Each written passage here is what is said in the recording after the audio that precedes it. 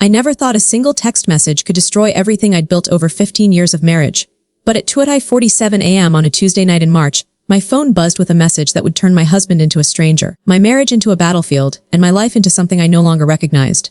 I was sound asleep when David's voice cut through the darkness like a blade. "Sarah, wake up. We need to talk." His tone wasn't the gentle whisper of a concerned husband, it was cold, sharp, deliberate. I knew immediately that something was catastrophically wrong. I sat up, my heart already racing, and saw him standing by our bedroom window holding my phone. The blue glow illuminated his face, and what I saw there made my blood freeze. This wasn't anger, this was something far more dangerous. This was betrayal mixed with calculated fury. "David, what's wrong? What are you doing with my phone?" I asked, though part of me already knew I didn't want to hear the answer. He turned to face me, and in that moment, I saw our entire relationship crumble in his eyes. "Your boss sent you a text. At almost 3 in the morning. His voice was eerily calm, which terrified me more than screaming would have. I reached for the phone, but he pulled it back. "No, Sarah. You don't get to see it first. You don't get to delete it or explain it away. For once in our marriage, I'm going to know the truth before you have a chance to manipulate it." That's when I knew my world was about to implode. Not because I was having an affair with my boss, I wasn't. Not because I had done anything wrong, I hadn't. But because sometimes the truth is far more complicated than fiction. And sometimes being innocent doesn't matter when everything looks guilty. What happened next would tear apart not just my marriage, but expose secrets that went back years. Secrets that would reveal who my husband really was beneath the man I thought I knew. Secrets that would turn the victim into the villain, and the accused into the accuser. This is the story of how a single misunderstood text message became the key that unlocked a door I never knew existed, a door that revealed my husband's true nature and led me down a path of revenge I never thought I was capable of walking. I should probably start from the beginning, because context matters when your entire life gets turned upside down in the span of a few hours. My name is Sarah Chen, and up until that night, I genuinely believed I was living a blessed life. I had been married to David Morrison for 15 years. We met in college, dated for 3 years, and got married right after graduation. David worked as a financial advisor, and I had worked my way up to senior marketing manager at Hartwell & Associates, a mid-sized consulting firm. We lived in a beautiful 4-bedroom house in the suburbs of Portland, Oregon. We had 2 kids, Emma, who was 12, and Jake, who was 10. From the outside, we looked like the perfect American family. David coached Jake's soccer team, I was president of the PTA, and we hosted neighborhood barbecues every summer. But here's what I learned that night: the more perfect something looks from the outside, the more rotten it might be on the inside. My relationship with my boss, Marcus Hartwell, was completely professional. He was 52, married with 3 grown children, and had founded the company 23 years ago. I respected him as a mentor and appreciated that he had recognized my potential early on. Over the 5 years I'd worked there, he had promoted me twice and consistently advocated for me during budget reviews. Marcus was also going through a difficult time personally. His wife Ellen had been diagnosed with early-onset Alzheimer's disease 8 months earlier. It was devastating for their family, and as the disease progressed, Marcus had become increasingly overwhelmed, trying to balance caring for her with running the company. I had occasionally stayed late to help him with projects, and yes, we had exchanged personal conversations about the challenges he was facing. But it was the kind of support any compassionate colleague would offer. Nothing inappropriate had ever happened between us, not even close. The text message that destroyed my marriage was sent because Marcus had been at the hospital with Ellen. She had become confused and agitated during the night, and the doctors had to sedate her. Marcus was alone and scared, and he sent me a message that, taken out of context, sounded like something entirely different than what it was. But David didn't know any of this context. All he saw was a message from my male boss at 2:47 a.m. that read, "Thank you for everything tonight, Sarah. I don't know what I would do without you. You mean more to me than you know. I can't stop thinking about how you make me feel. See you tomorrow, I'll be counting the minutes." I can see how that would look bad. I can understand why David's mind immediately went to the worst possible conclusion. What I couldn't understand was what happened next, and what I discovered about the man I had shared my bed with for 15 years.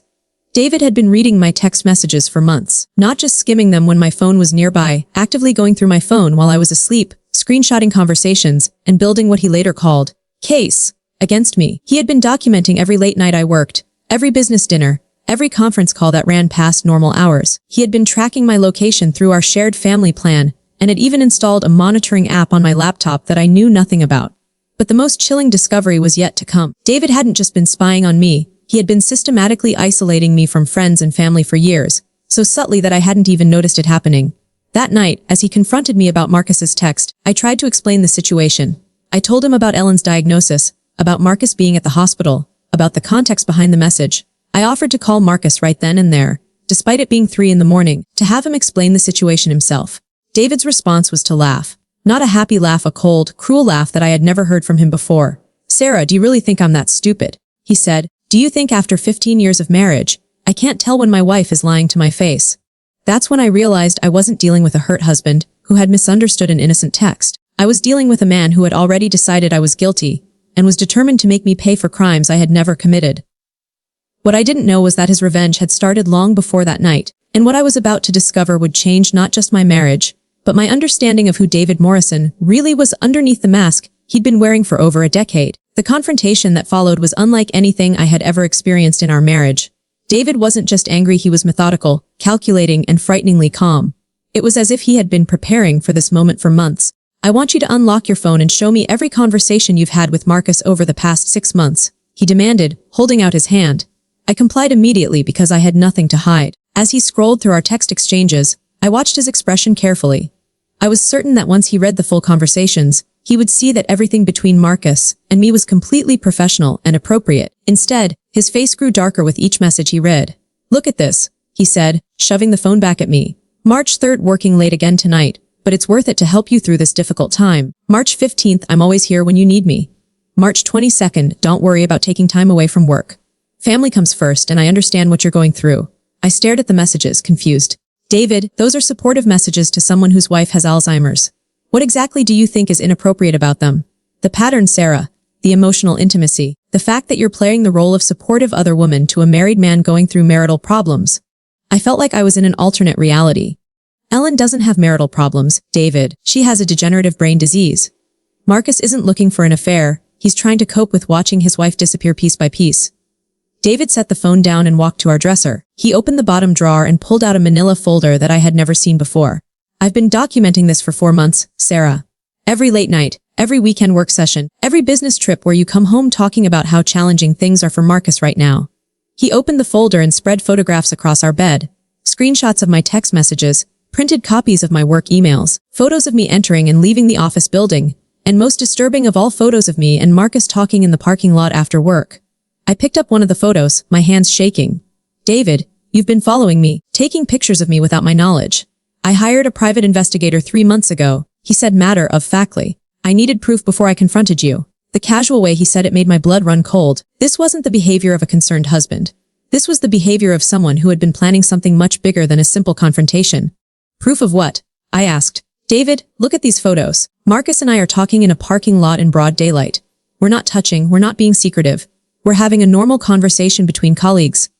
"The private investigator disagrees with your assessment." David pulled out a typed report and began reading from it. "Subject appears emotionally invested in target male. Body language suggests intimate relationship beyond professional requirements. Subject has been observed staying late at office on multiple occasions when target male's vehicle was the only other car in the parking lot." I grabbed the report from his hands. It was written by someone named Detective Frank Morrison, and yes, that last name was not a coincidence. "David, is this investigator related to you?" For the first time that night, David smiled. It wasn't a pleasant smile. "Frank is my older brother. You remember Frank? He visited us 2 Christmases ago. He runs a private investigation business now. Very thorough, very professional, and very loyal to family." The pieces started clicking into place in a way that made me physically nauseous.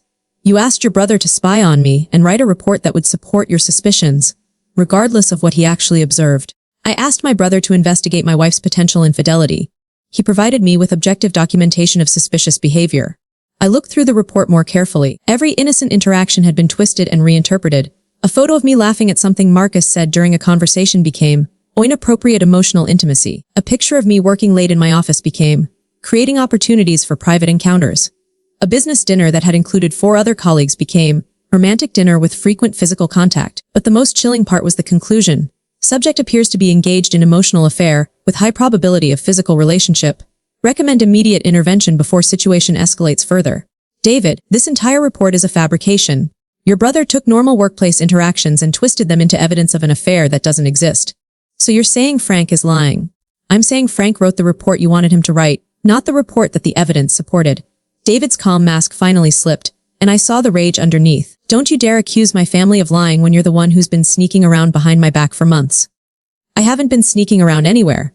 I go to work, I do my job, I come home to my family. The only person in this marriage who's been lying and sneaking around is you." That's when David delivered the blow that would change everything. "I've already spoken to a divorce attorney, Sarah. I filed for separation yesterday afternoon. I'm seeking full custody of Emma and Jake on the grounds of your emotional instability and inappropriate workplace relationships. The room started spinning. You filed for separation before you even confronted me about the text message. I've been building a case for months. The text message was just the final piece of evidence I needed. I sat down heavily on the bed, trying to process what I was hearing. My husband hadn't been hurt by a misunderstood text message. He had been systematically building a legal case to destroy me, using his brother's fabricated investigation report as evidence. David, even if you really believed I was having an affair, why not just talk to me? Why not give me a chance to explain? Why immediately go to divorce and trying to take my children away from me? David sat down across from me, and for a moment, I thought I might see a flicker of the man I had married. Instead, what I saw was cold calculation. Because this isn't about the affair, Sarah. This is about the fact that I've been unhappy in this marriage for years, and now I finally have grounds to end it in a way that leaves me with everything I want, and you with nothing. The honesty was more devastating than any accusation of infidelity could have been. You've been planning this for years. I've been planning this since Emma started middle school, and I realized I didn't want to be married to you anymore. But I needed cause, and I needed to ensure that I would get custody in the house and the majority of our assets. A cheating wife who's emotionally unstable makes that much easier to achieve. I stared at this man who had shared my bed, raised my children, and pretended to love me for 15 years, and realized I was looking at a complete stranger. The text messages, the late nights at work, Marcus going through a difficult time with his wife, that was all just an opportunity for you, wasn't it? It was a gift, David said simply. A perfect setup that I didn't even have to create. All I had to do was document it properly and present it in the right context. That's when I understood that I wasn't the victim of a misunderstanding. I was the victim of an elaborate, long-term plan to destroy my life, and David had been patient enough to wait years for the perfect opportunity to execute it. But what David didn't know was that I was about to discover something about his own secrets that would turn his carefully planned revenge into the worst mistake he had ever made. The next morning, David left for work as if nothing had happened. He kissed Emma and Jake goodbye, reminded them about their soccer practice and piano lesson, and told them he would pick up dinner on his way home. He was performing the role of normal dad so convincingly that I wondered how many other performances I had been watching over the years without realizing it. I called in sick to work. There was no way I could face Marcus or anyone else until I figured out what was happening to my life. After the kids left for school, I sat in my kitchen with David's investigation folder, trying to understand how my normal, boring life had been transformed into evidence of betrayal and deception. That's when I decided to do some investigating of my own. If David had been planning this for years, there had to be traces of his plan somewhere. He was meticulous by nature. It was one of the qualities that had made him successful as a financial advisor. He kept records of everything, organized files for every aspect of our lives, and never made major decisions without extensive research and documentation. I started with his home office. David had always been protective of his workspace, but I had attributed that to professional confidentiality requirements. Now I wondered what else he might have been protecting.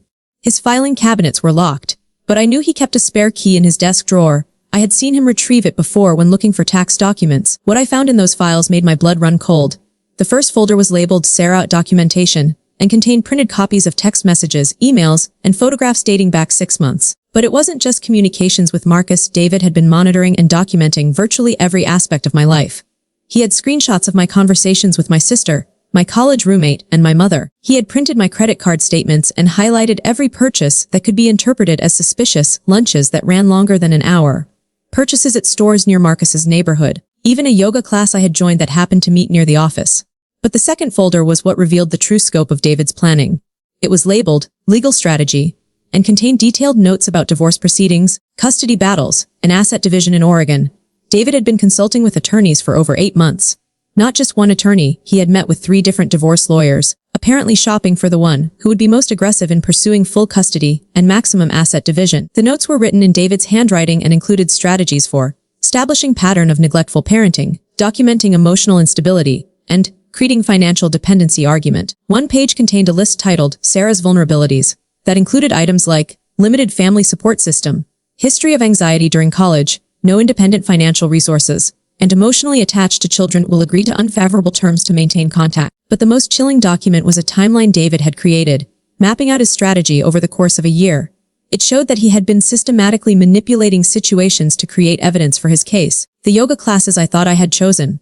David had suggested them after researching that the studio was located near Marcus's neighborhood, so he could later claim I was using fitness as an excuse to spend time in Marcus's area.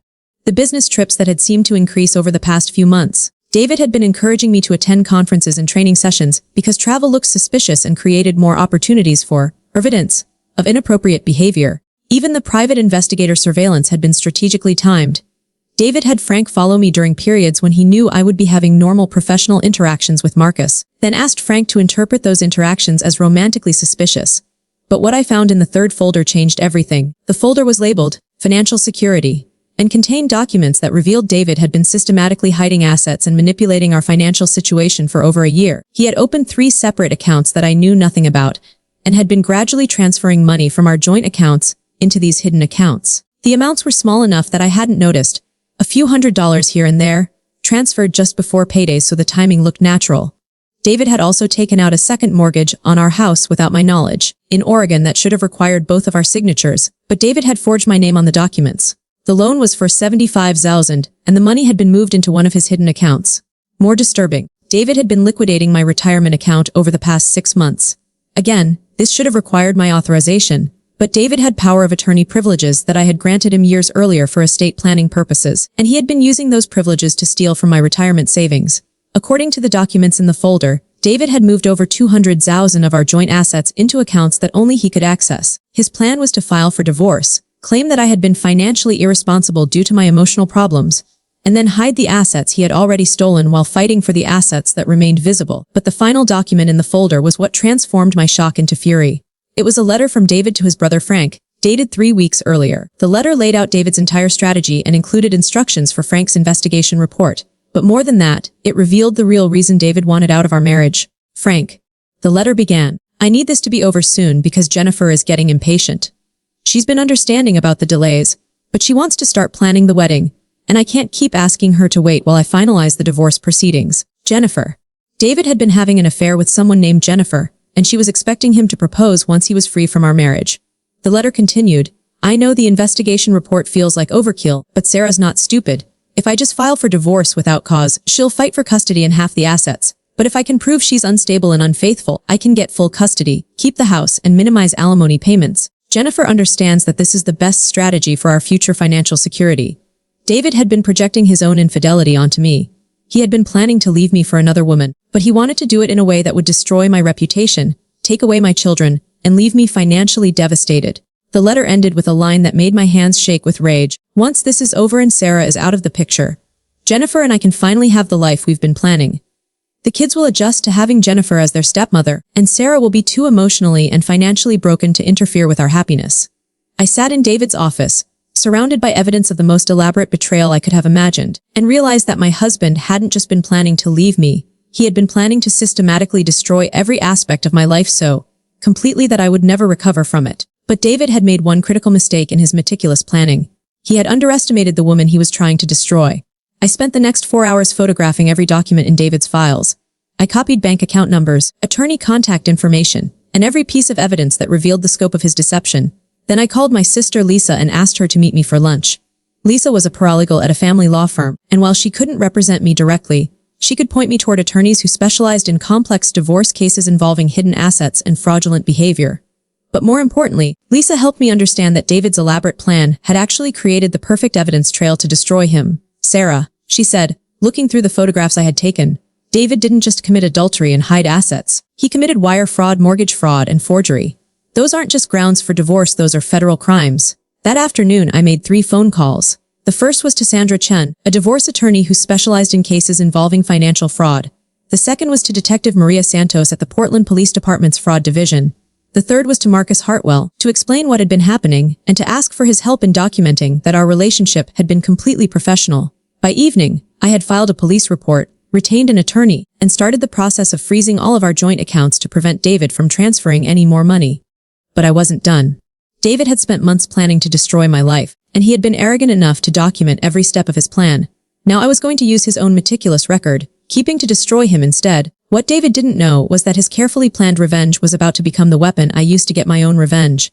And unlike his slow, methodical approach, mine was going to be swift, devastating, and completely legal. The man who thought he could manipulate me into giving up my children and my financial security was about to learn that the quiet, trusting wife he had been deceiving for years was much stronger and much smarter than he had ever imagined. David came home that evening with Chinese takeout and a smile on his face, still playing the role of devoted family man. He helped Jake with his homework, listened to Emma talk about her day at school, and asked me how I was feeling after my sick day. I waited until after the children were in bed before I made my move. David, we need to finish our conversation from last night, I said, sitting down at the kitchen table where he was reading emails on his laptop. I think we covered everything that needed to be said, Sarah. You can sleep in the guest room until you find somewhere else to live. I slid a manila folder across the table to him. Actually, I think you're the one who'll be finding somewhere else to live. David opened the folder, and I watched his face go through a fascinating transformation. Confusion, recognition, shock, and finally fear. Where did you get these documents? From your filing cabinet. The same place you've been storing evidence for your investigation of my imaginary affair. David's hands were shaking as he flipped through copies of his own records. Sarah, you can't just go through my private files. Actually, David, as your wife, I have every right to access financial documents that affect our joint assets. What I don't have the right to do is steal money from our joint accounts, forge loan documents, or commit wire fraud. But you already knew that. I pulled out my phone and showed him the call log from that afternoon. I've spoken with Detective Santos at the Fraud Division, Attorney Sandra Chen, and Marcus Hartwell. I've also frozen our joint accounts and filed a restraining order that requires you to stay away from our financial records. David closed the folder and looked at me with something I had never seen before, respect mixed with genuine fear. What do you want, Sarah? I want full custody of Emma and Jake. I want you to return every penny you stole from our accounts. I want you to sign a confession admitting that you fabricated evidence of my infidelity, and I want you to explain to our children why you're going to be living somewhere else while you await trial for fraud charges. David was quiet for a long time. Finally, he asked, and if I agree to all of that, then I'll ask the district attorney to consider a plea agreement instead of pushing for the maximum sentence for your federal charges. 3 weeks later, David moved out of our house and into a studio apartment across town. Jennifer, it turned out, was far less interested in marrying a man facing federal fraud charges than she had been in marrying a successful financial advisor with substantial assets. The divorce was finalized within 6 months. I got full custody, the house and every penny that David had tried to steal. David got supervised visitation rights and a 3-year probation sentence after pleading guilty to wire fraud and mortgage fraud. But the most satisfying part of my revenge was this: David had been so focused on destroying me that he had created a perfect paper trail of his own crimes. His meticulous planning became the evidence that destroyed him instead. Sometimes the best revenge is simply letting someone's own actions speak for themselves. What would you have done in my situation? Have you ever discovered that someone you trusted was plotting against you? Share your thoughts below, and remember, the truth always has a way of coming to light, even when someone spends years trying to bury it. If this story resonated with you, like and subscribe for more true stories about betrayal, revenge, and the strength it takes to fight back when someone tries to destroy your life.